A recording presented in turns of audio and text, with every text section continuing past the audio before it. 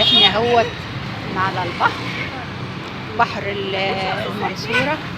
الجمال مش في اللقطة، الجمال في الأصل والصورة. المنصورة والأستاذة أمان والأستاذ سيد العراقي، واحنا كنا في نادي التطبيقيين، من نادي التطبيقيين مروحين.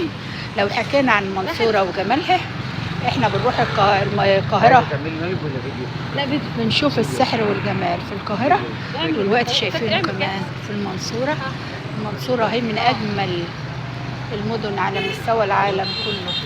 المنصورة اللي اتأثر فيها لويس التاسع الحملة الفرنسية لما جت على مصر، كان المنصورة وأهلها الفضل في أسره، وكانوا كمان أهل المنصورة من كتر حبهم لبلدهم بدأوا يشتغلوا بالحيلة حتى حققوا حلمهم وقضوا على الحملة المصرية، وكان انتهاء الحروب الحملات من أرض المنصورة.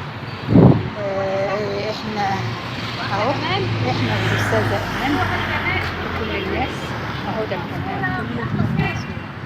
المنصورة كل سنة